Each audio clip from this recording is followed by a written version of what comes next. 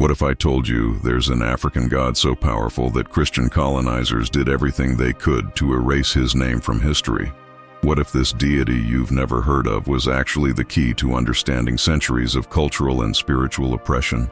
Get ready, because what you're about to discover in the next few minutes will completely change your perspective on the colonization of Africa and how ancestral beliefs were systematically destroyed. This isn't just another video about history or religion.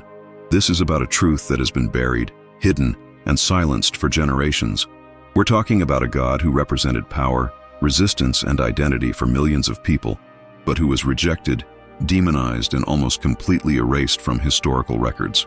Have you ever stopped to think about why so many African deities were transformed into demons by the Christian narrative? Why were religions of African origin persecuted with such violence? The answer is directly linked to the power these beliefs represented and the fear the colonizers had of losing control over the minds and hearts of enslaved people. This god had different names depending on the region of Africa, but his essence was the same: freedom, strength, justice, and connection with nature and ancestors. While Christianity was imposed by the cross and the sword, this African divinity resisted in sacred spaces, in forests, in secret corners where people still dared to honor their traditions. The colonizers knew that as long as Africans maintained their faith, their language, and their spiritual practices, they would never be completely dominated. Therefore, the strategy was clear. Destroying spiritual identity was the first step to destroying the soul of a people. And this didn't only happen in Africa, but everywhere Africans were taken as slaves. In Brazil, in the Caribbean, in the Americas. The repression of African religions was brutal, systematic, and planned. But what the colonizers did not expect was the capacity for resistance of these beliefs. The strength of oral tradition, the wisdom passed down from generation to generation, even under torture and death. Now I want you to do something very important. Leave a comment now saying what your first reaction is upon discovering that there's an entire story about African deities that has been hidden from you. Write just one word that summarizes what you're feeling right now. And while you're at it, like this video, because this information needs to reach more people. Subscribe to the channel, activate the bell, because in the next few minutes you'll understand exactly who this rejected god was, why he represented such a great threat to the colonizers, and how this story impacts our society to this day. The truth has always been hidden in plain sight, but now you will have access to it. This knowledge is power, and the more people know about it, the harder it will be to continue erasing these narratives. To understand who this African god rejected by Christian colonizers was, we need to go back in time and delve into the spiritual traditions that existed in Africa long before the Europeans arrived with their Bibles and weapons. Africa was not a continent devoid of spirituality or culture, as many would have you believe. On the contrary, it was a territory incredibly rich in complex worldviews, sophisticated religious systems, and a profound relationship with the sacred that permeated all aspects of life. Traditional African religions did not separate the material world from the spiritual world in the same way that Christianity did. Everything was interconnected: the land, the rivers, the mountains, the animals, the ancestors, the orishas, the vodans, the inkisis. Each element of nature had its own spirit, its own life force, and human beings were only part of this great interconnected system. When we speak of this rejected god, we are specifically referring to deities that represented fundamental concepts for the survival and social organization of African communities. One of the most powerful examples is Exu, known in different regions by various names such as Elegbara, Legba, or Eshu. Exu was the guardian of the crossroads, the messenger between the world of the living and the spiritual world, the one who opened and closed paths. He was neither good nor evil in the Christian sense of those terms. He simply was. Exu represented movement, communication, transformation, and also justice. If you respected him and made the appropriate offerings, he would open your paths.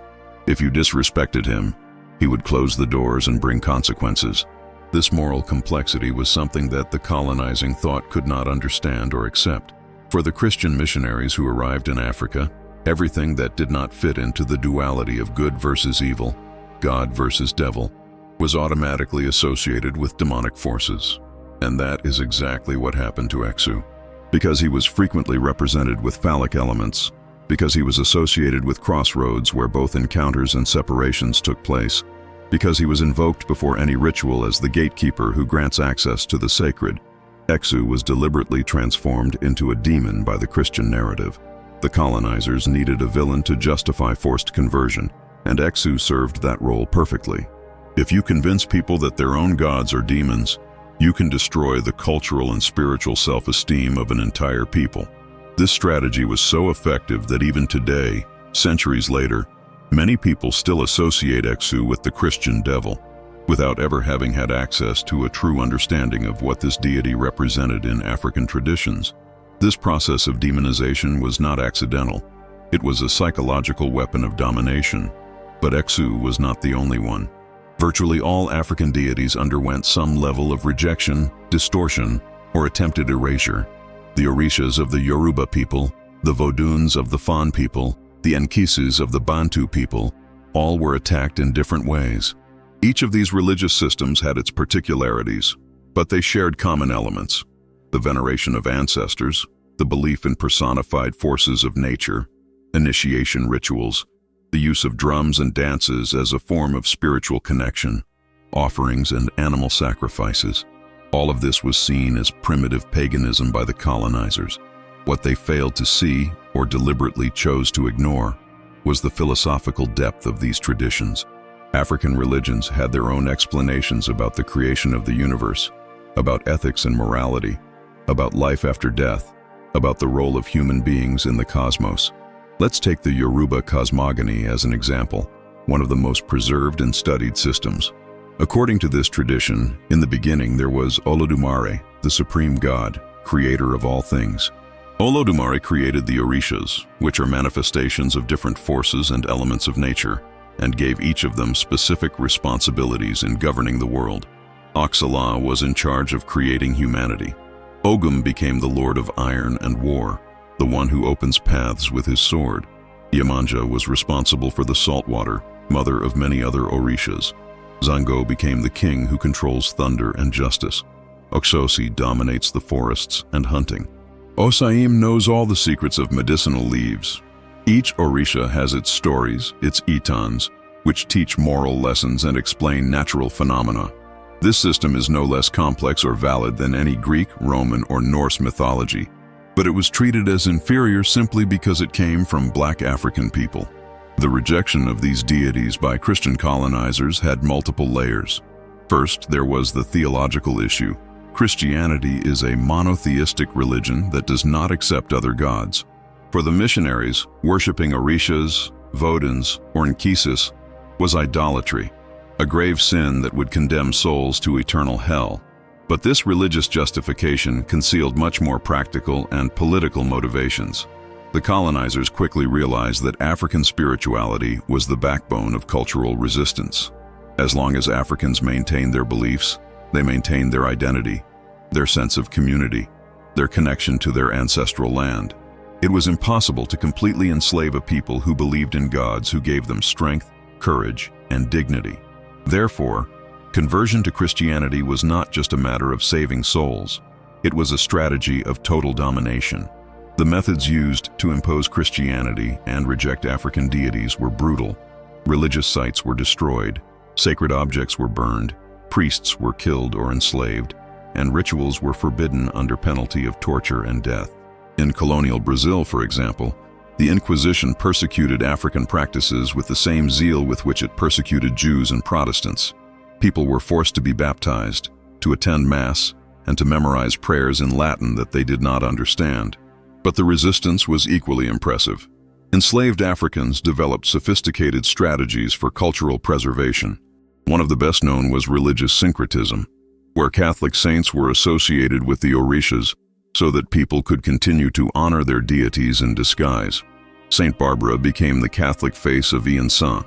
Saint George came to represent Ogum. Our Lady of the Conception was associated with Yemanja. This was not a capitulation, it was a brilliant survival strategy. And here's something many people don't realize. This rejected African god didn't die. He resisted, transformed, adapted, but never completely disappeared. Today, religions like Candomblé, Umbanda, Haitian Vodou, Cuban Santeria, all of them are direct descendants of these African traditions that the colonizers tried to destroy. Millions of people around the world still honor these gods, still keep these traditions alive. But the stigma remains. Prejudice, persecution, and religious intolerance against these practices still exist. Temples are still raided and destroyed. Practitioners still suffer discrimination. All of this is a direct legacy of that initial rejection by the Christian colonizers. The demonization of Exu and other African deities was not just a historical event of the past. It continues to impact real lives to this day. Think about this for a moment. How many times have you heard someone use the word Macumba in a derogatory way? How many times have you seen representations of Afro-Brazilian religions in films and soap operas as something evil or frightening? This is no coincidence. It's the result of centuries of propaganda against these traditions. The colonizers planted these seeds of prejudice, and they continue to germinate in contemporary society. But the truth is that these religions have always been about connection with nature, respect for ancestors, balance, and harmony. None of this has to do with evil or danger, but everything to do with preserving an ancient wisdom that was almost lost forever. Now we're going to get to the most shocking and revealing part of this whole story. What was really at stake when the colonizers rejected this African god wasn't just a matter of faith or theology. It was pure and simple power. I'm going to show you historical evidence that proves the systematic destruction of African religions was part of a very well-planned political and economic project. Get ready, because what comes next will make you question everything you've learned about the colonization and Christianization of Africa. The historical documents are clear. Letters from missionaries, reports from colonial administrators, official decrees, all reveal a very conscious understanding that controlling the spirituality of Africans was essential to controlling their bodies and their labor. A striking example comes from the Congo in the 16th century. When the Portuguese established contact with the Kingdom of Congo, the local king, Nzinga Anankuwu, converted to Christianity and adopted the name John I.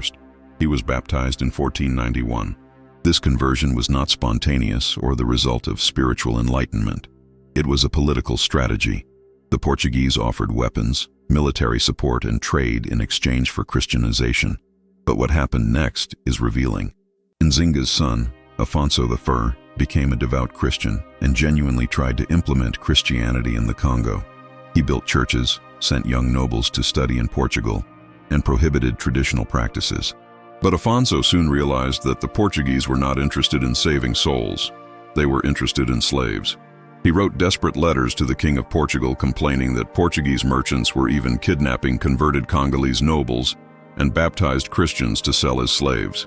In a famous letter from 1526, Afonso wrote that it was necessary to send a ship full only of priests and teachers, without merchants, because the Portuguese traders were corrupting everything and destroying the kingdom. But his pleas were ignored. The slave trade was too lucrative to be interrupted by ethical or religious issues. This Congolese case clearly shows that Christianization was merely a veneer to justify exploitation.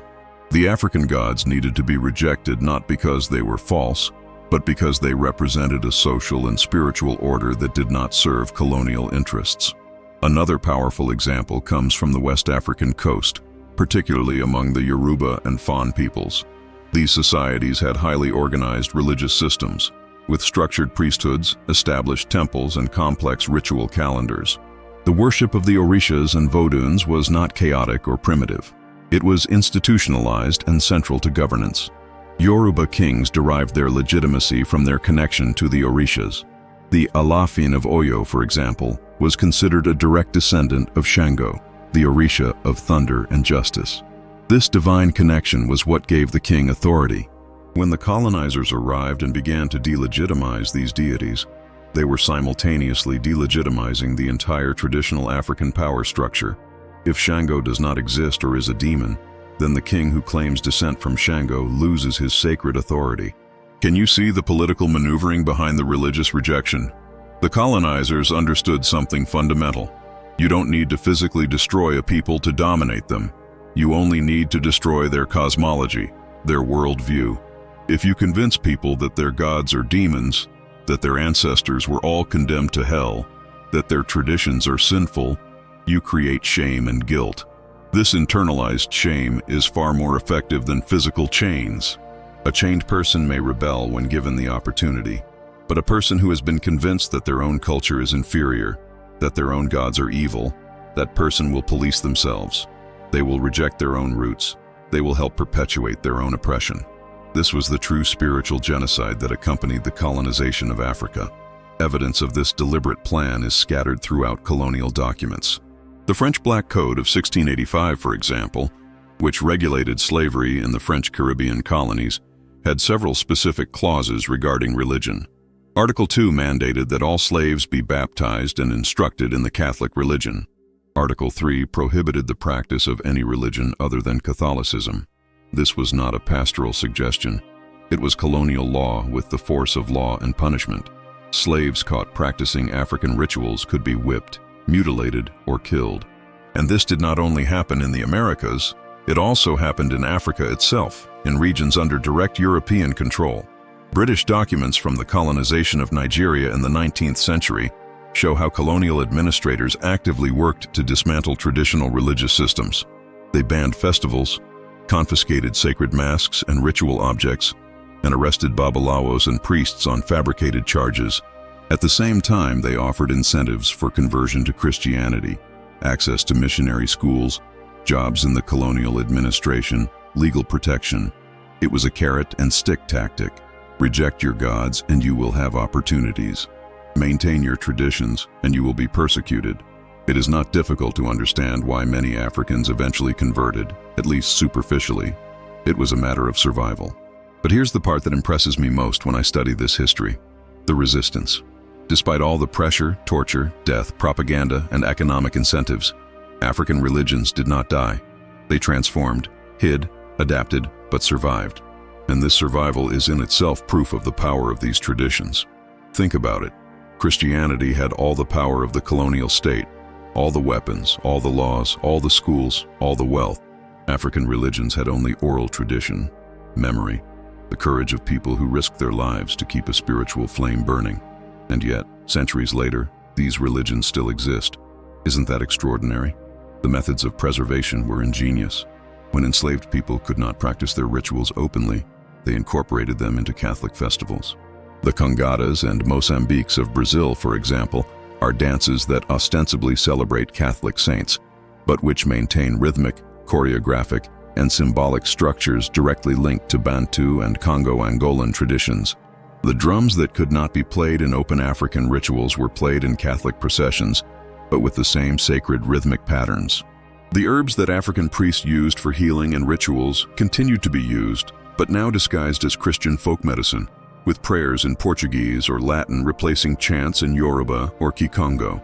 And there's more. Many enslaved Africans seemingly became devout Christians, but kept their traditional practices in absolute secrecy. They went to Mass on Sunday mornings and frequented the Terreiro, Candomblé temple, on Saturday nights. They baptized their children in church and also consecrated them to the Orixás in secret ceremonies. This dual belonging was not hypocrisy, it was a strategy of cultural resistance. It was a way of saying, you can control my body, you can force me to attend your churches, but my soul, my connection with my ancestors, my true spirituality, that you cannot touch. And it worked. Generations kept alive the ritual knowledge, the stories of the Orixás, the sacred songs, even when it meant risking death. There is one aspect of this resistance that is particularly poignant: the role of women. In traditional Africa, many women held important religious positions. There were powerful priestesses, vodunces, ialorixás, and mothers of saints who possessed profound ritual knowledge. During slavery, these women were fundamental in preserving traditions. As cooks, wet nurses, and domestic workers, they had more mobility than enslaved men in the fields. They could move between different farms, carrying messages, sharing knowledge, and maintaining communication networks. Many of the oldest candomblé houses in Brazil were founded by black women who risked everything to keep the flame of the Orixás alive. They are absolute heroines of this story of spiritual resistance. Let me give you some concrete names. Iya Nassau, who came from Africa as a slave and founded the Casa Branca Terreiro in Salvador, one of the oldest candomblé houses in Brazil at the beginning of the 19th century. Mãe Menininha do Gantois, who led her terreiro for 64 years and became a symbol of Afro-Brazilian cultural resistance. Mãe Aninha, founder of Ileache Opo Afonja, another of the most traditional houses. These women faced police persecution, social prejudice, extreme poverty, but never abandoned their faith in the Oryxas. They are living proof that the African god rejected by the colonizers was never truly defeated. He survived in the courage of these women. And we cannot forget that this rejection of African deities also had a very explicit racial component. It wasn't just that these religions were different from Christianity, it was that they were religions of black people. The scientific racism of the 19th century attempted to justify slavery and colonization by arguing that Africans were biologically inferior, less intelligent, closer to animals than to humans. Within this perverse logic, African religions were seen as primitive superstitions of peoples incapable of understanding higher spiritual truths.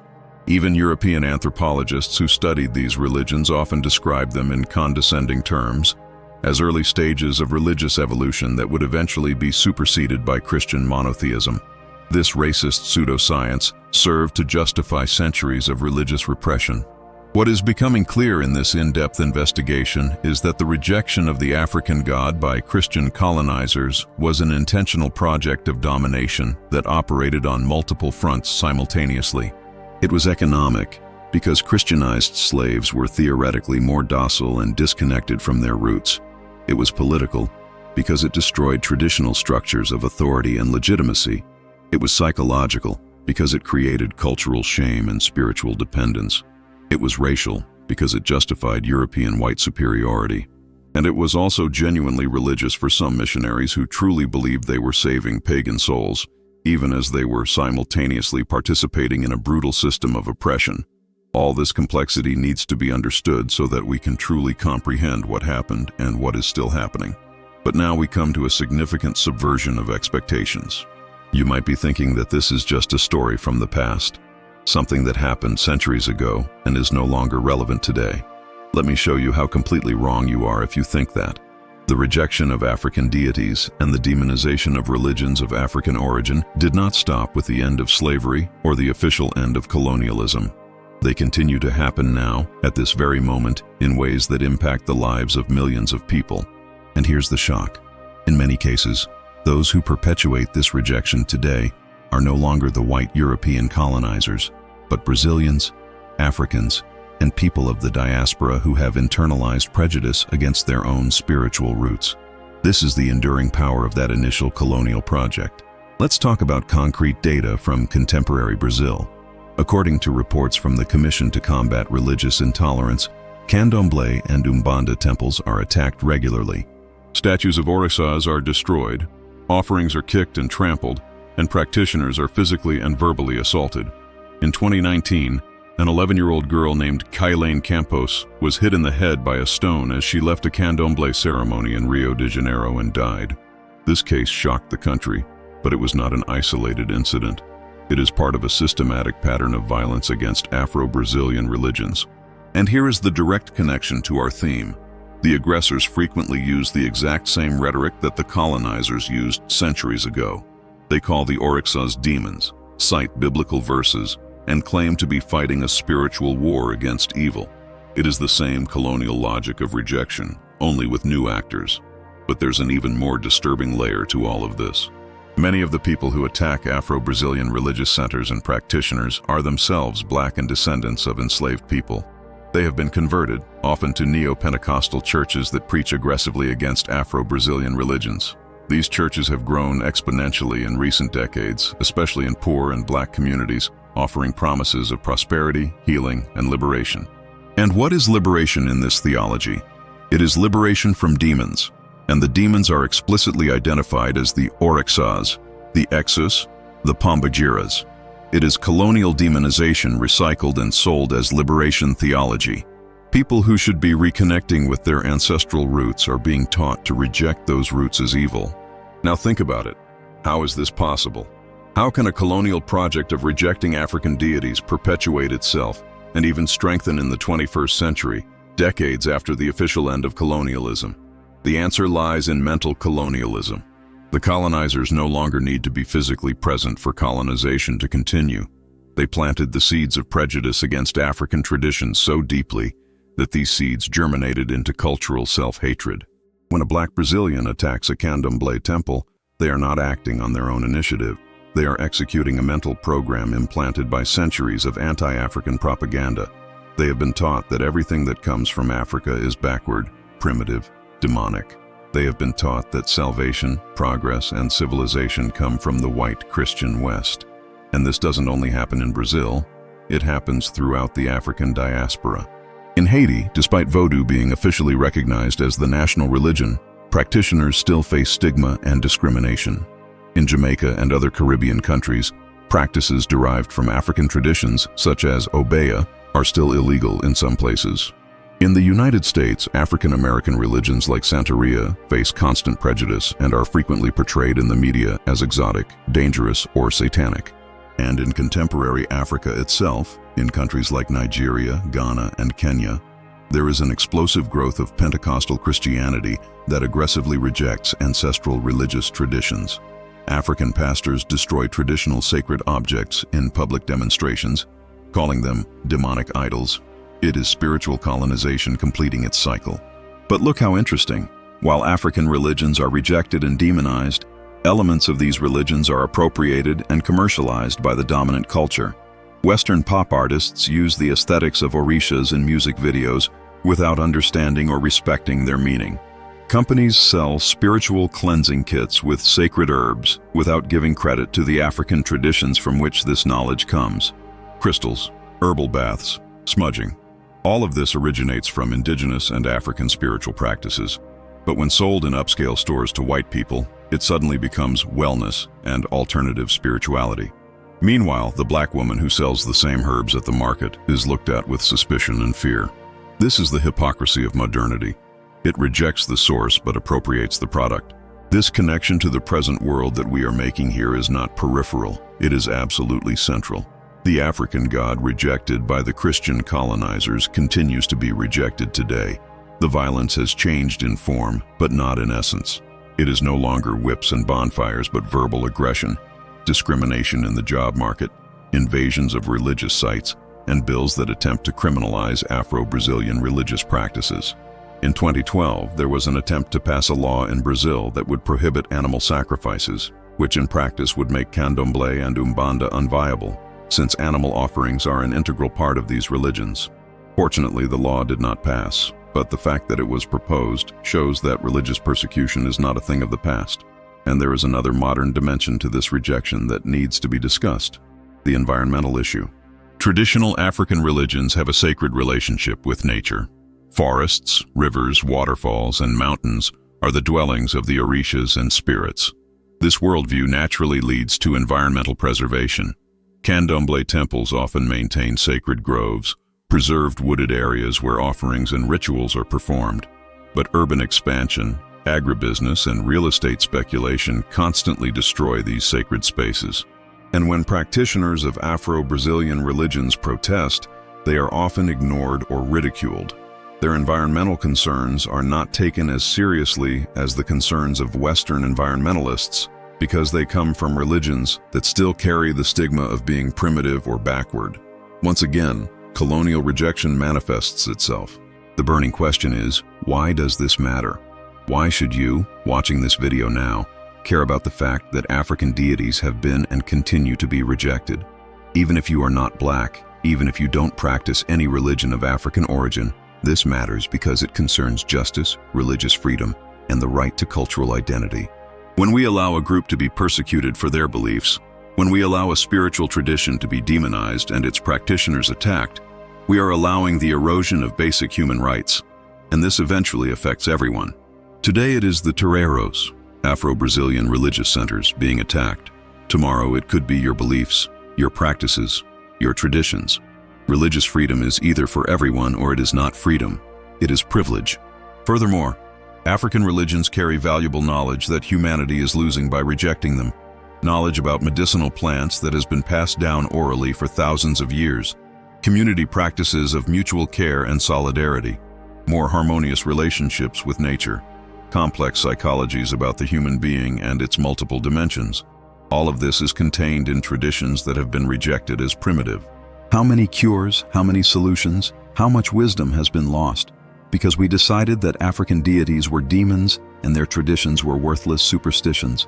The spiritual and intellectual impoverishment of humanity caused by this rejection is incalculable. Now tell me something in the comments. Did you know this story before this video? Were you aware that the rejection of African deities was so systematic and remains so current? Write below if this changed anything in your perspective on Afro-Brazilian religions or on the history of colonization, because this is the kind of knowledge that generally doesn't reach people, that isn't taught in schools, that doesn't appear in mainstream media. And as long as this history remains hidden, the rejection and violence will continue. When we look at the historical evidence and concrete proof of this systematic rejection of the African god by Christian colonizers, what we find is a vast and disturbing documentary archive. We are not talking about speculation or theory. We are talking about official records, letters, decrees, missionary reports, all meticulously documented by the colonizers themselves. They did not hide what they were doing. On the contrary, they were proud of it. Let's look at some specific examples that demonstrate the planned and deliberate nature of this religious rejection as a tool of colonial domination. Let's start with the Congo again, but now with specific documents. There is a series of letters exchanged between King Afonso I of Congo and King John III of Portugal between 1526 and 1540. In these letters, available today in Portuguese archives, Afonso describes in detail how Portuguese missionaries were destroying Congolese sacred objects, burning inquices, arresting traditional priests, and forcing mass conversions. Afonso complains that even Congolese nobles who sincerely converted to Christianity were being enslaved and sent to São Tomé in Brazil. He specifically mentions that Portuguese merchants did not respect any Congolese religious or traditional authority. They only wanted to capture people to sell. These letters are direct evidence that Christianization had nothing to do with genuine spirituality. It was a colonial project of domination. Another fascinating document is the account of the Jesuit priest Antonio Vieira, who lived in Brazil in the 17th century. Vieira is a contradictory figure. He defended indigenous people against enslavement, but supported African slavery. In his sermons and letters, he describes how the African slaves brought to Brazil kept their religious practices secret. He mentions that they held batuques, drumming sessions, at night, that they had sorcerers among them who cured illnesses with herbs and rituals, and that they kept idols hidden. Vieira considered all this the work of the devil and argued that slave owners should be more vigilant in imposing catechism. But for us, reading today, these descriptions are precious evidence that enslaved Africans actively resisted religious imposition. They kept their deities alive despite all the pressure. Documents from the Portuguese Inquisition in Brazil are also rich sources.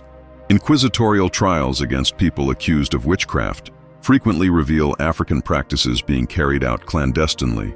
A famous case is that of Lucia Pinta, a free African woman prosecuted by the Inquisition in 1692 in Minas Gerais. She was accused of performing calendus, which were rituals of Bantu origin involving trance, drums, and offerings. The trial describes in detail how Lucia set up altars with colorful cloths, played instruments, entered a state of spiritual possession, and claimed to receive messages from African spirits. For the Inquisition, this was a demonic pact. For historians today, it is evidence that African religions were being practiced and preserved in colonial Brazil despite brutal repression. Moving into the 19th century, we have reports from Protestant missionaries in Africa that are equally revealing. Baptist, Methodist, and Anglican missionaries who went to West Africa with the wave of British colonization left detailed records of their efforts to convert Africans. They describe shrines being destroyed, ritual masks being confiscated, and traditional festivals being banned. One particularly detailed report comes from the missionary Thomas Birch Freeman, who worked on the Gold Coast, present-day Ghana, in the mid-19th century. Freeman describes how he personally oversaw the destruction of a shrine dedicated to Asazi-Ya, the earth goddess in Akan cosmology. He reports with satisfaction that the idolatrous objects were publicly burned and that the local priest was arrested by the British colonial authorities. Colonial administrative documents also confirm that religious repression was official policy. The British colonial government in Nigeria, for example, issued several ordinances between 1880 and 1930 that effectively criminalized traditional religious practices. One ordinance from 1916 prohibited the worship of Ogboni, an important Yoruba secret society with religious and political functions. Another ordinance prohibited masked festivals, which were central to several religious traditions. These laws were not about maintaining public order. They were about destroying the institutions that gave social cohesion and cultural identity to colonized peoples. By criminalizing traditional religions, the colonizers were destroying the capacity for organized resistance. Now, let's look at evidence from the side of traditions that have endured. The oldest candomblé temples in Brazil preserve objects, documents, and oral traditions that prove continuity with African practices. The Casa Branca do Engenho Velho in Salvador, founded at the beginning of the 19th century, has in its collection ritual objects that were brought from Africa by enslaved Africans. These objects were hidden, preserved in secret, passed down from generation to generation at risk of confiscation and destruction. The simple fact that these objects still exist is evidence of heroic resistance. Each oryxa seat, each string of beads, each ritual tool that survived is proof that the African god rejected by the colonizers was never completely defeated. Linguistic evidence is also powerful. The Yoruba, Fon, and Kikongo languages were preserved in the Brazilian ritual context, even when they were lost in everyday communication. Candomblé chants are still sung in archaic Yoruba. Prayers are recited in African languages. Names of orishas, herbs, drum rhythms, all of this was transmitted orally for centuries. Linguists who study these traditions can trace direct connections to specific regions of Africa, identify dialects, and reconstruct meanings. Each preserved chant is a living historical document, evidence of cultural continuity that survived the Atlantic crossing and slavery. This would not have been possible if colonial rejection had been completely successful. There is also archaeological evidence. Excavations in old sugar mills and slave quarters in Brazil, the Caribbean, and the southern United States have found objects that clearly have African ritual significance. Cowrie shells, stones, fragments of pottery with symbols, burials with instructions, and offerings that do not correspond to Christian practices. Each of these archaeological finds is a small victory of resistance over oppression.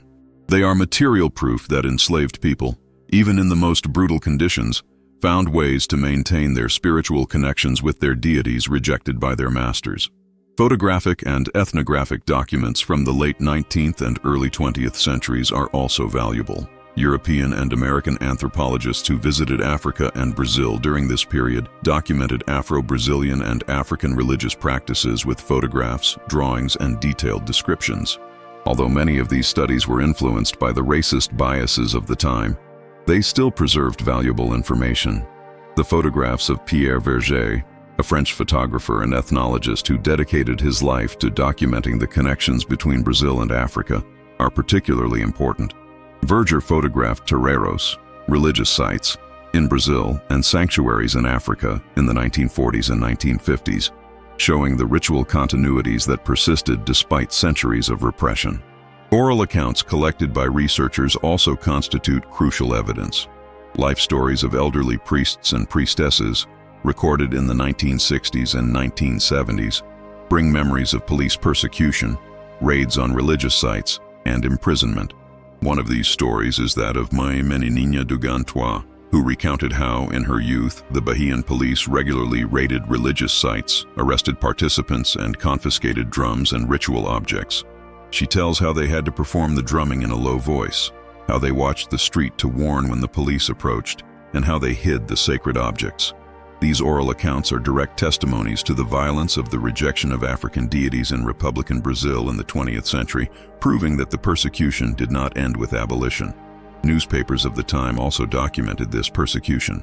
Headlines in newspapers from Bahia, Rio de Janeiro, and São Paulo from the 1920s to the 1950s frequently described police raids on toreros, Afro-Brazilian religious centers, always with a sensationalist and prejudiced tone. The toreros were described as dens of witchcraft, and the practitioners as charlatans or lunatics. These reports, read today, are painful evidence of how the demonization of African religions was ingrained even in the supposedly modern and secular press. The rejection was not only religious, but also social, legal, and media-driven. Recent court cases also serve as evidence. Cases of religious intolerance that have reached Brazilian courts in recent decades are documented. Lawsuits filed by toreros, Afro-Brazilian religious centers, against invaders, against defamatory campaigns, against attempts to prohibit rituals. The existence of these lawsuits shows two things. First, that violence against Afro-Brazilian religions continues to occur. Second, that these religious communities are increasingly organized and willing to fight legally for their rights. Each favorable ruling for a torero is a small victory against centuries of legal rejection of African deities. Contemporary academic studies in anthropology, history, and sociology constitute another body of evidence. Hundreds of theses, dissertations, and scientific articles document Afro-Brazilian, African, and Afro-Caribbean religious practices. Researchers map religious sites, interview priests, analyze rituals, and compare regional variations. This growing academic body is a form of intellectual validation of these traditions that were rejected as primitive superstition. When a university accepts a doctoral thesis on the theology of the Orishas, when a museum holds an exhibition on Afro-Brazilian sacred art, these institutions are implicitly recognizing that these traditions have intellectual, cultural, and spiritual value. All this evidence together paints an undeniable picture. African deities were systematically rejected, demonized, and persecuted by Christian colonizers and their successors for reasons that were religious, political, economic, and racial. But this evidence also shows that resistance was equally systematic, creative, and persistent. Traditions survived not by chance, but through the conscious and continuous effort of countless people who risked and often lost their lives to keep the spiritual flame of their deities alive. Every preserved object, every song transmitted, every ritual performed is an act of resistance against colonial rejection. Now we're going to enter territory that many people prefer not to discuss, but which is absolutely crucial to understanding the depth of this story. The hidden, forbidden, deliberately concealed side of the relationship between colonization, Christianization, and the destruction of African religions. There are aspects of this history that have been actively suppressed, that don't appear in textbooks, and that, when mentioned, generate discomfort and even hostility. I'm going to show you information that explains why this knowledge isn't widely disseminated, and why there's so much investment in keeping people ignorant about this truth. First, let's talk about institutional complicity. The Catholic Church, as an institution, has never formally apologized for the destruction of African religions during colonization and slavery. While it has asked for forgiveness for other historical wrongs, such as the Inquisition and the persecution of Jews, there is no official acknowledgement of the spiritual violence perpetrated against Africans and their descendants. Why?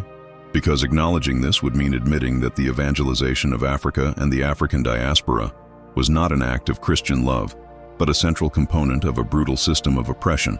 It would mean admitting that the Church was an active partner in the slave trade, that priests blessed slave ships, that bishops owned slaves, that monasteries and convents operated with slave labor. This truth is too inconvenient to be widely publicized.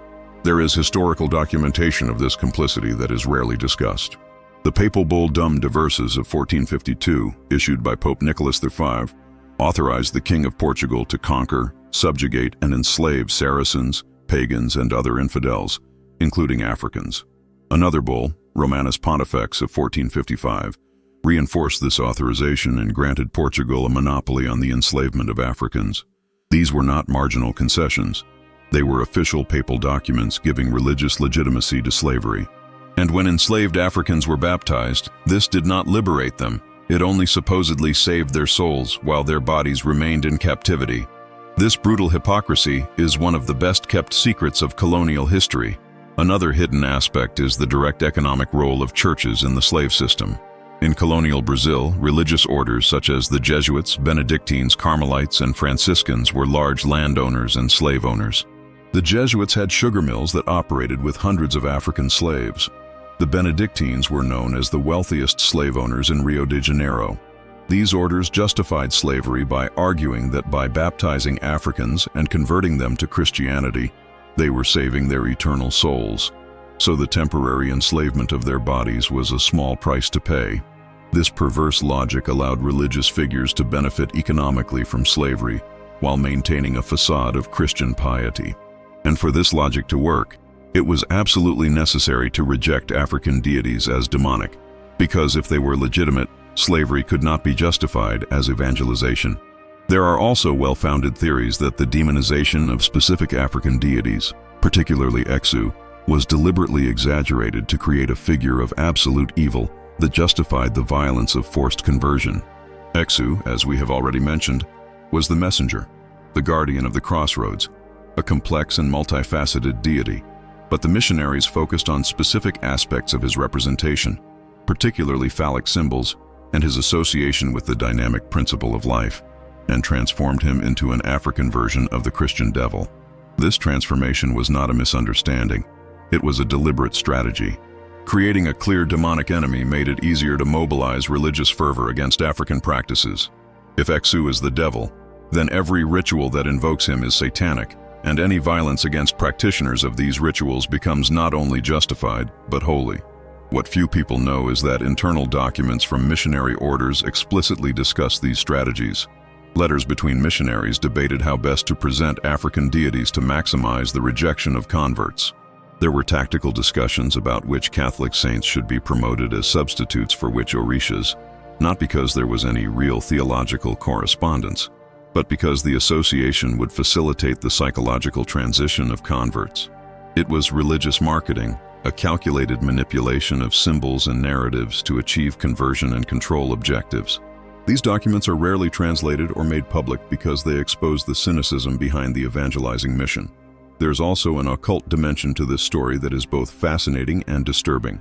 Some scholars argue that European colonizers, particularly those involved in secret societies and esoteric orders, did not completely reject the power of African deities. They feared it. Colonizer accounts describe phenomena they could not explain, cures that European medicine could not perform, predictions that came true, extraordinary physical endurance of Africans in ritual trance. Instead of recognizing these phenomena as evidence of legitimate spiritual traditions, the colonizers attributed them to black magic and witchcraft. But behind this attribution lay real fear. Fear that these traditions might in fact possess powers that threatened European domination.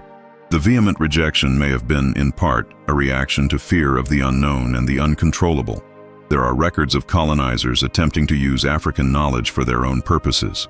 Slave owners secretly consulted African herbalists when European medicine failed. Captains of slave ships kept specific Africans as spiritual advisors during perilous voyages.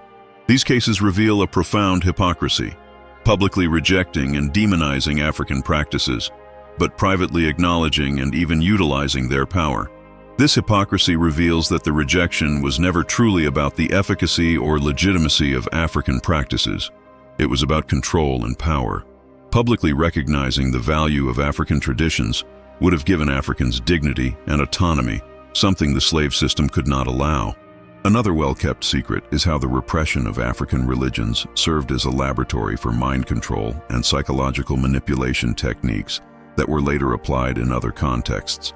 The forced conversion of Africans involved psychologically breaking people down, making them reject their own identity, and internalizing shame about their origins.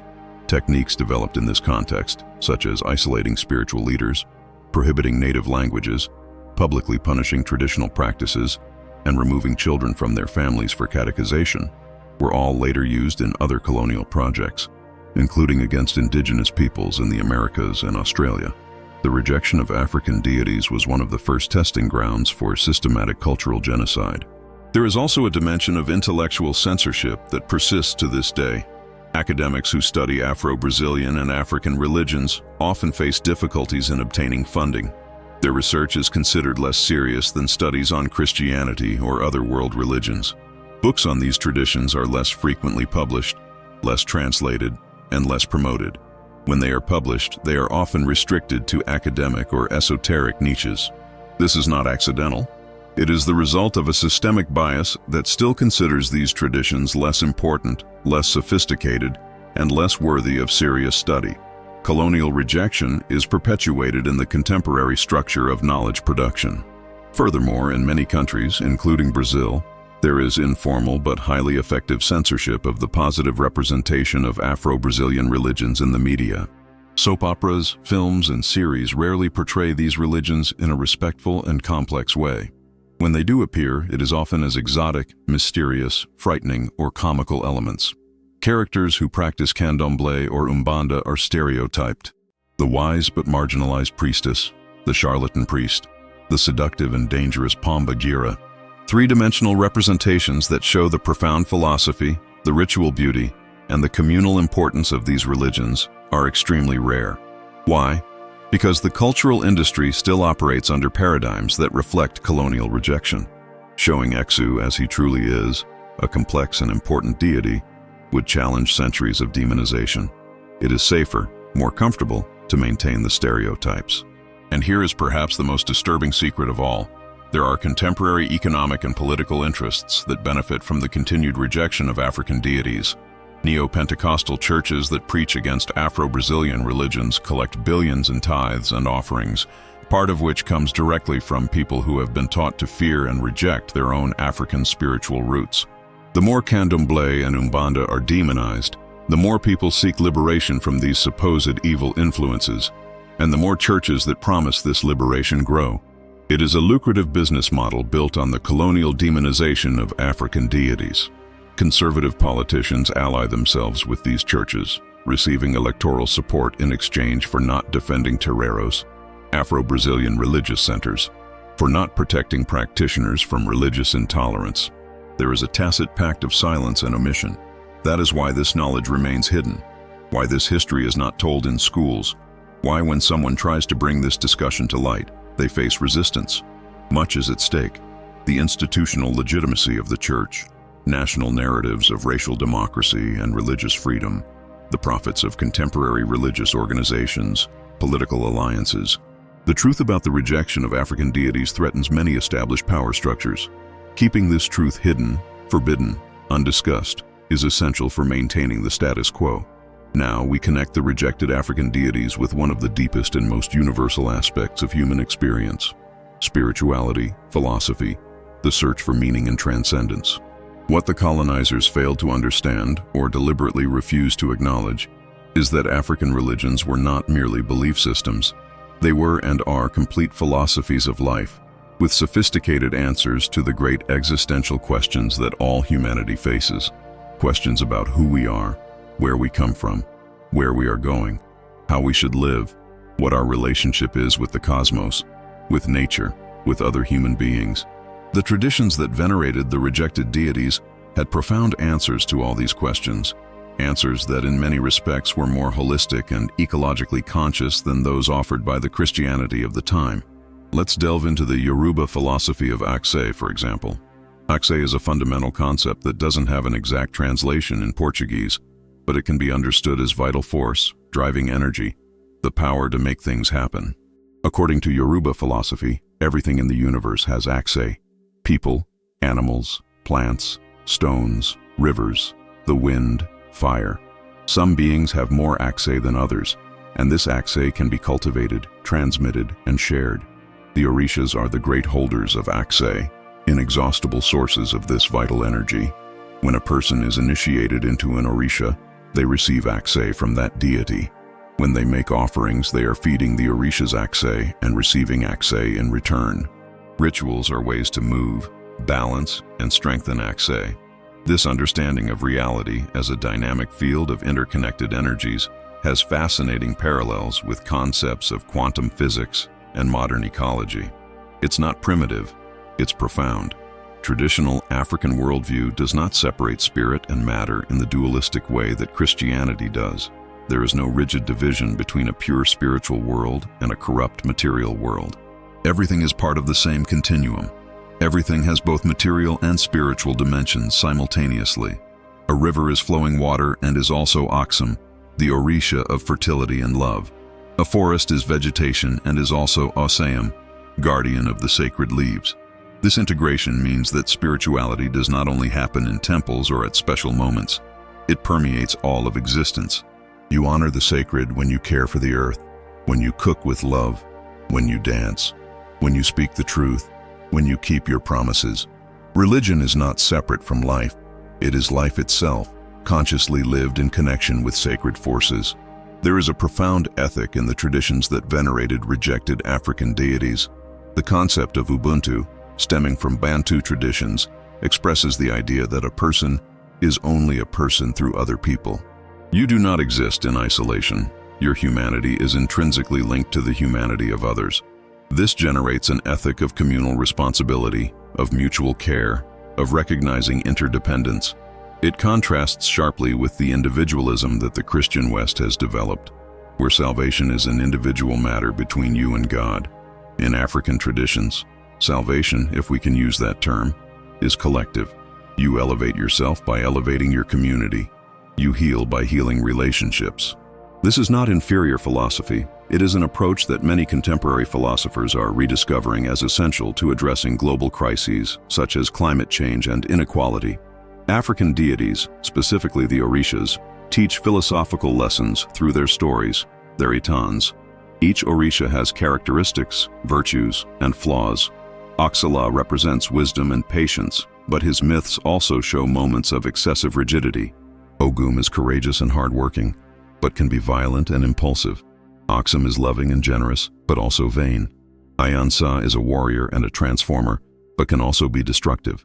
This moral complexity teaches that absolute perfection does not exist, that even the gods have contradictions, that life is about balancing opposing forces, not about achieving total purity. It is a more realistic and psychologically healthy philosophy than the Christian demand for impossible moral perfection, which only generates guilt and repression. The relationship with ancestors in African traditions also has significant philosophical depth. Ancestors are not just dead people who should be remembered. They are an active part of the community, a bridge between the living and sacred forces. Honoring ancestors is recognizing that you are part of a lineage, that your existence is the result of countless lives that came before you, that you have a responsibility to both the past and the future. This expanded temporal awareness generates humility and perspective. Your individual problems are real, but they are also small within the great arc of generations. Your actions today will affect people who are not yet born. This philosophy of time and continuity has been rejected as worship of the dead, primitive superstition, but it is in fact a profound wisdom about belonging and legacy. Different African traditions had different understandings of the structure of the human being, and these understandings were surprisingly sophisticated. The Yoruba tradition, for example, taught that each person has at least 3 spiritual components in addition to the physical body: the Ori, which is individual consciousness and personal destiny; the Imi, which is the breath of life, vital energy; and the Elida, which is each person's personal Orisha.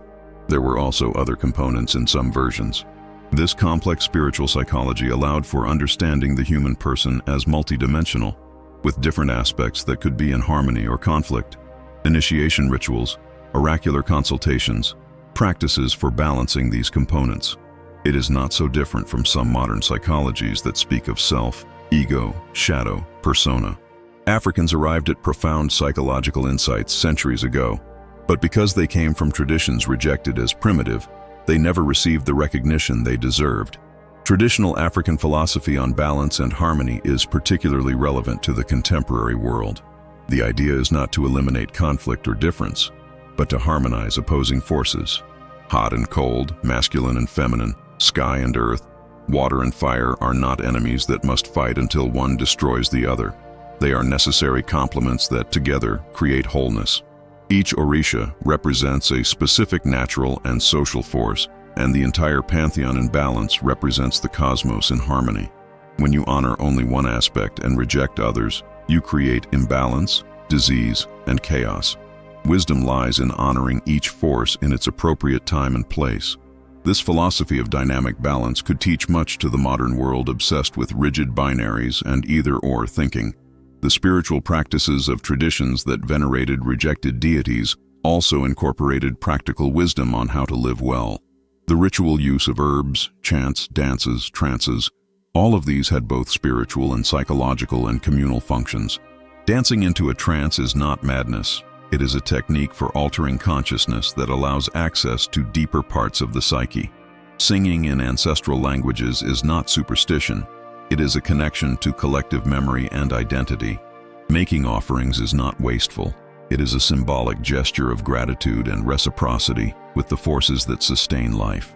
These practices created community, healed traumas, gave meaning to suffering, celebrated joys, and marked life transitions. They were sophisticated spiritual technologies that were rejected as paganism because the colonizer lacked the capacity or interest to understand them.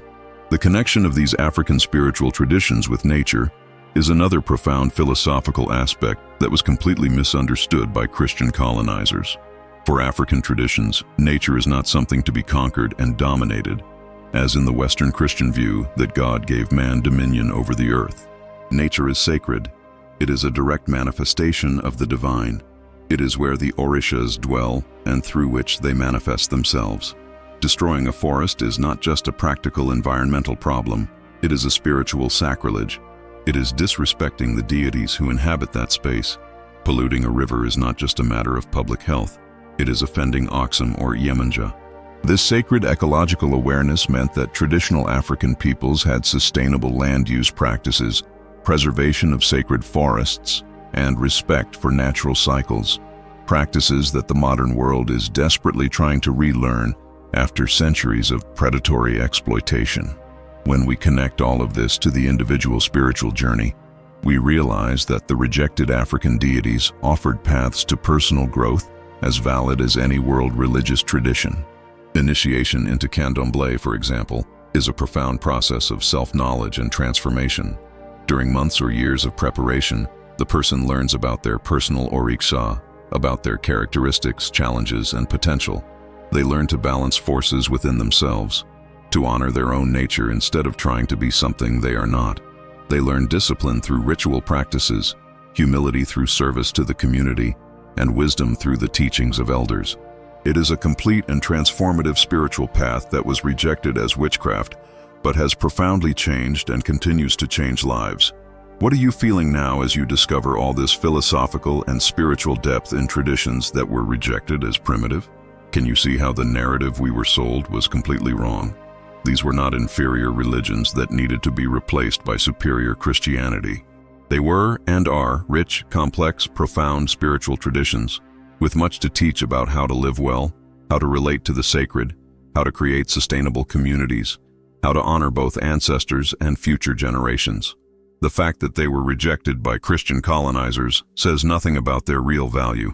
It says everything about the limitations, prejudices, and interests of the colonizers. Let's pause for deep reflection now, because we've reached a crucial point in this journey. You've spent the last hour discovering truths about the rejection of African deities by Christian colonizers, about the resistance of these traditions, about the philosophical and spiritual depth that was deliberately ignored and suppressed. But intellectual knowledge, however important, is not enough. We need to go deeper. We need to ask questions that touch not only your mind, but your heart, your conscience, your own relationship with this history. So I want you to stop for a moment and really consider these questions I'm about to pose. First question, what does this story reveal about yourself, about your own beliefs, prejudices, worldviews? Did you have prejudices against Afro-Brazilian religions before watching this video? If so, where did these prejudices come from? Who taught you that Macumba was something bad, that Toreros, Afro-Brazilian religious centers, were dangerous places, that Exu was the devil? When you trace these beliefs back to their origin, you find colonial rejection. You have internalized narratives created centuries ago by people who had an interest in dominating and exploiting Africans. You are carrying within you fragments of colonial propaganda. This realization may be uncomfortable, but it is liberating. You can consciously choose to reject these narratives. You can choose to unlearn what was planted in you. Second question, what is your responsibility now that you know this truth? Knowledge brings responsibility. You can no longer feign ignorance. You know that religious intolerance is happening now against practitioners of Afro-Brazilian religions. You know that Toreros, Afro-Brazilian religious centers, are being attacked. You know that this violence has deep historical roots in the colonial rejection of African deities. So what are you going to do with this information? Are you going to share this video? Are you going to educate yourself more on the subject? Are you going to publicly position yourself against religious intolerance? Are you going to question when you hear someone speaking ill of candomblé or umbanda? Or are you going to keep this information as an interesting curiosity, but without practical relevance to your life? The choice is yours, but know that silence and omission are also choices. Third question, how does this story make you feel about religion in general? If you are Christian, how do you feel about discovering that Christianity was used as a tool of brutal oppression, that it was imposed through violence, that it served to justify slavery and cultural genocide? Does this invalidate your personal faith? Not necessarily. But it should make you question how you practice your faith, whether you are perpetuating colonial patterns of intolerance or whether you are living the values of love, compassion, and justice that are at the core of the original Christian message. If you are not religious, this story may confirm your view that religion is a source of conflict and oppression. But it should also show you that not all religions are the same, that some were used to dominate while others resisted domination, that rejecting all religions equally is your own form of ignorance. Fourth question, what does the idea of religious freedom mean to you? Is it just an abstract concept, or is it something you actively defend? Religious freedom means that people have the right to worship the deities they choose, to practice the rituals they consider sacred without fear of violence or discrimination. It means that a Candomblé temple has as much right to exist as a Catholic church or a Buddhist temple. It means that symbols of orixas deserve as much respect as crosses or stars of David. Do you truly believe this? Or does your tolerance have limits? It's easy to defend religious freedom for religions you know and respect. The real test is whether you defend religious freedom for traditions that make you uncomfortable, that you don't understand, that challenge your own beliefs. Fifth question, how do you connect with your own ancestral roots? If you have African ancestry, this story is literally about your ancestors, about the deities they worshipped, about the traditions they fought to preserve. How do you honor that legacy? Or have you been taught to be ashamed of those roots? If you don't have African ancestry, this story still affects you. If you have European ancestry, your ancestors may have been the colonizers, the missionaries, the slave owners. How do you deal with that legacy? Guilt is not helpful, but recognition and a commitment to justice are. And regardless of your ancestry, we all live in societies shaped by this violent colonial encounter. None of us are outside of that history. Sixth question, what did you lose by not knowing the traditions that were rejected? Even if you never practice Candomblé or Umbanda, even if you never get initiated into an orixa, you lost access to a body of knowledge, wisdom, and beauty. You could have learned about medicinal plants that African healers knew. You could have heard ancestral stories that teach profound lessons about character and community. You could have experienced forms of music, dance, and art that connect body, mind, and spirit in ways that your dominant culture does not offer. You could have learned philosophies of balance and harmony that could improve your life. All of this was almost lost because African deities were rejected. Cultural impoverishment affects everyone, not just the direct descendants of the rejected traditions. Seventh question, what is your relationship with nature, and how could this story change it? The traditions that venerated African deities had a sacred understanding of nature. Rivers, forests, mountains were not resources to be exploited. They were manifestations of the divine to be respected. If you adopted some of this vision, how would it change your practical life? Would you treat water with more reverence? Would you take better care of plants? Would you feel more connected to the natural cycles of day and night, seasons and the moon? You don't need to literally believe that Oxum lives in the rivers to understand that treating rivers as sacred would lead to more sustainable practices. The ecological wisdom of rejected traditions is something the modern world desperately needs. Eighth question, how does this history influence your understanding of racism and social injustice? The rejection of African deities was not an isolated event. It was part of a larger system of racial oppression. It was connected to slavery, colonialism, theories of racial inferiority, and all the structures that created and maintain racial inequality to this day. Can you see these connections? Can you see how the violence against Afro-Brazilian religious sites today is linked to the same logic that justified slavery? How prejudice against Afro-Brazilian religions is a form of racism. This understanding should make you more aware and more committed to racial justice in all its forms. Ninth question, what does resistance mean to you personally? Enslaved Africans and their descendants resisted attempts to destroy their spiritual traditions for centuries. They risked their lives to keep a sacred flame burning. What do you resist in your own life? What forces attempt to destroy what you consider sacred? And do you have the courage to resist even when it is difficult, dangerous, or socially disapproved of? African spiritual resistance can inspire your own courage to stand up for your own truths, whatever they may be. 10th question, perhaps the most important, Does this story change you? Or will you watch it to the end and move on without real transformation? The information you received in the last hour has the potential to transform your worldview, your relationships, your choices. But this potential is only realized if you allow it. If you integrate these truths, reflect on them, let them make you uncomfortable, challenge you, change you. If you use this knowledge to become more compassionate, more just, more conscious, more connected, or you can simply accumulate this information as just another interesting fact and not let it truly touch you. The choice, as always, is yours. I want you to stop now and honestly answer at least 3 of these questions for yourself. Not superficial answers, but true answers that come from a deep place within you. And if you want, share your reflections in the comments. Let this video be not just a source of information, but a space for transformation and dialogue. Because this story of rejected African deities is not just history, it's something alive, pulsating, relevant now. And each of us has a role in this ongoing story, whether perpetuating rejection or building recognition, whether remaining silent or raising our voices, whether choosing ignorance or seeking wisdom. Now let's translate all this philosophical and spiritual reflection into practical application in real life. Because knowledge without action is sterile, and understanding without transformation is wasted. What can you do concretely in your daily life with everything you've learned about the rejection of African deities and the resistance of the traditions that venerate them? How can this story impact your choices, your relationships, your priorities? I'll give you specific examples, practical steps you can take, regardless of who you are, where you come from, or what your own religious beliefs or lack thereof are. First and foremost, educate yourself continuously. This video is a beginning, not an end.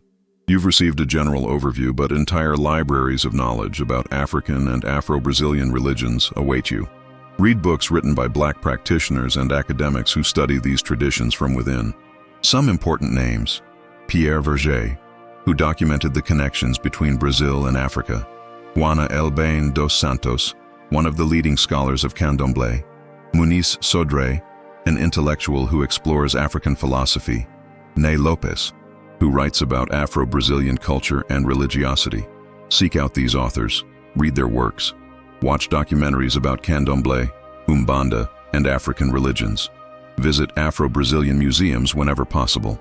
The Afro-Brazil Museum in São Paulo, for example, has important collections on religiosity. The more you learn, the further you move away from the ignorance that fuels prejudice. Second practical step: actively question negative narratives about Afro-Brazilian religions when you encounter them. If someone in your family, at work, or at school makes a prejudiced comment about Macumba, Toreros, or Orixás, don't let it pass in silence. You don't need to be aggressive or moralistic, but you can politely offer a different perspective. You can say, in fact, these religions have a very rich history and philosophy that is worth knowing. You can share something you have learned. You can express discomfort with negative generalizations. Small interventions like this, multiplied by many people in many contexts, begin to change the culture. Silence is complicity. Your voice, even if small, matters. Third step: actively support religious freedom and the fight against intolerance. If you see news about attacks on Afro-Brazilian religious sites, share, comment, and show solidarity. If there are bills under discussion that affect Afro-Brazilian religions, find out about them, contact legislators, and participate in public consultations. If organizations fighting religious intolerance are running campaigns, donate money if you can, share on social media, and attend events.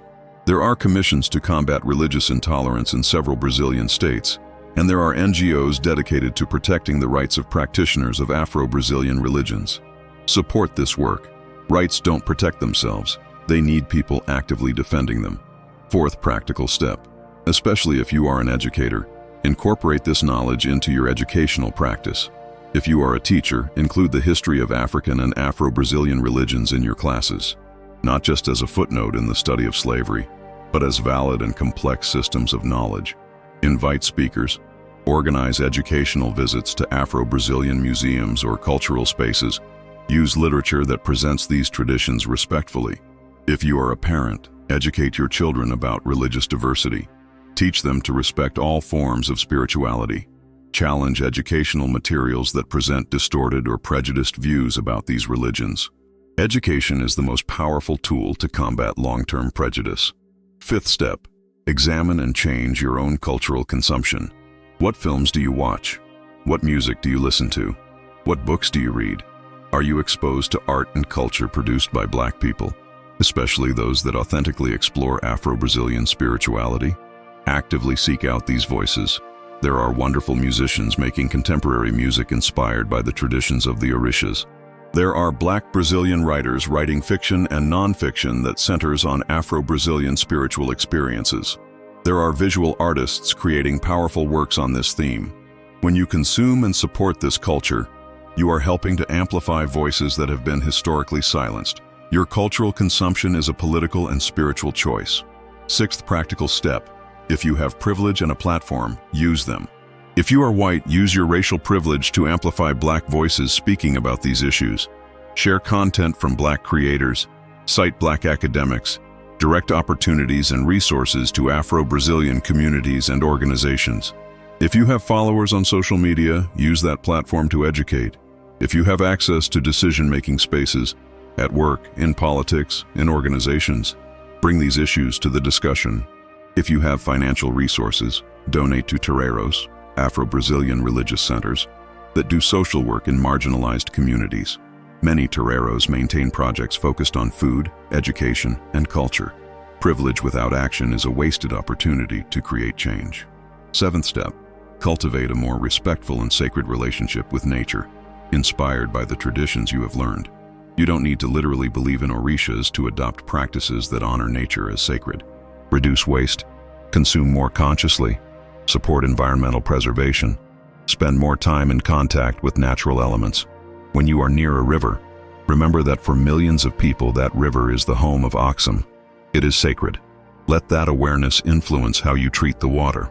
When you see an ancient tree, remember that for many spiritual traditions, trees are sacred beings.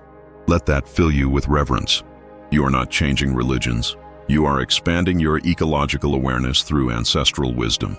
Eighth practical step. If you practice another religion, examine how your tradition can constructively dialogue with Afro-Brazilian religions instead of competing with or condemning them. If you are Christian, explore Afrocentric Christian theologies. Read Black theologians who integrate Christianity and African heritage. Question interpretations of your faith that demonize other traditions. Look for experiences of interreligious dialogue.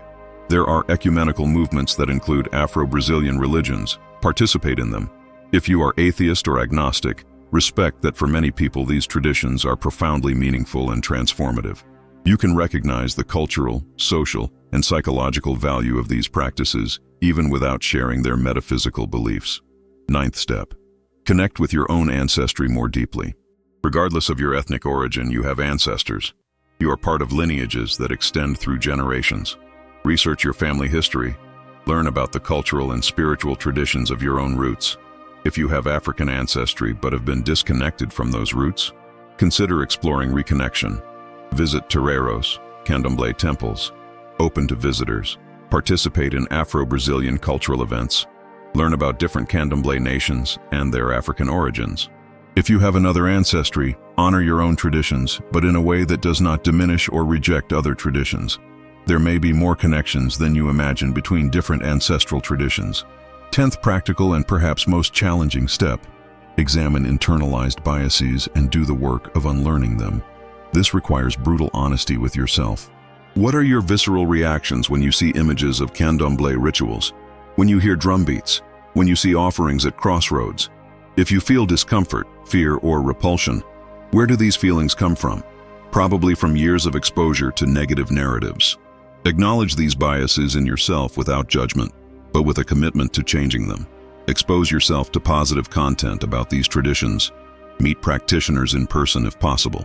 Let real experiences replace stereotypes. This inner work is continuous and difficult, but essential. 11th step. Use your vote and political influence in a way that aligns with these values. Vote for candidates who defend religious freedom, who have a history of supporting Afro-Brazilian religious communities, and who oppose religious intolerance. Question candidates about their positions regarding Afro-Brazilian religions.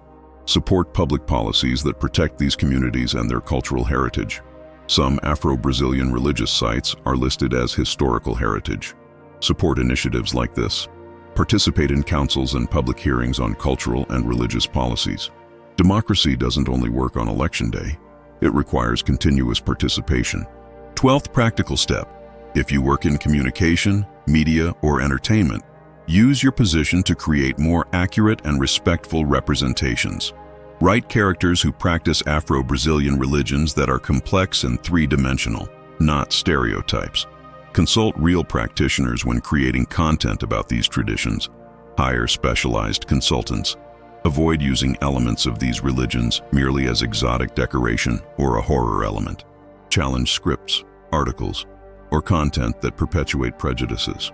Your creative influence can change how millions of people perceive these traditions. All these practical steps have something in common. They transform knowledge into action. They take the historical and spiritual truth you've learned about the rejection of African deities and the resistance of the traditions that venerate them, and translate that into concrete changes in how you live, choose, relate, and act in the world. These aren't steps you take once and that's it. They are continuous practices. Some days you'll do better than others. There will be slips, moments when you miss something you should have questioned, moments when your own internalized bias emerges. That's okay. What matters is the commitment to the journey of continuous learning and transformation. And here's something important. These practices aren't just for the benefit of practitioners of Afro-Brazilian religions, although they certainly do. They also benefit you. They make you a more compassionate, more informed, more just person, more connected to history and human diversity. They expand your world, giving you access to wisdom and beauty you wouldn't otherwise know. They connect you with struggles for justice that are fundamentally about human dignity, and that struggle benefits us all. When any group gains more freedom and respect in general are strengthened in society. So the invitation I extend to you is this. Choose at least 3 of these practical steps and commit to starting to implement them in your life this week. Don't wait for the perfect moment. Don't wait to have all the information. Don't wait to feel completely prepared. Start small, start now. Choose a book and buy or borrow it. Choose a conversation you will have differently. Choose a nature-respecting practice you will adopt. And then build from there. Real change happens through small, consistent actions, not through one-off grand gestures. We have reached the end of this journey of discovery, reflection, and transformation. You have spent the last hour immersed in the history of the African god who was rejected by the Christian colonizers, a story of brutal oppression, but also of heroic resistance. You have learned that deities such as Exu, Oxala, Yemanja, Zango, and so many others were not primitive demons as the colonizers claimed, but profound representations of natural and social forces, part of complex philosophical and spiritual systems. You have discovered that the rejection of these deities was not an accident or a cultural misunderstanding. It was a deliberate strategy of domination aimed at breaking the backbone of African resistance by destroying its spiritual identity. You have seen the historical evidence of this systematic rejection, from papal bulls authorizing slavery to colonial laws criminalizing African practices, from accounts of missionaries destroying sanctuaries to Inquisition trials persecuting practitioners. But you have also seen evidence of equally systematic resistance: sacred objects preserved in secret, African languages kept alive in ritual contexts, oral traditions passed down through generations, creative strategies for cultural survival such as religious syncretism. You have understood that the rejected African god never truly existed.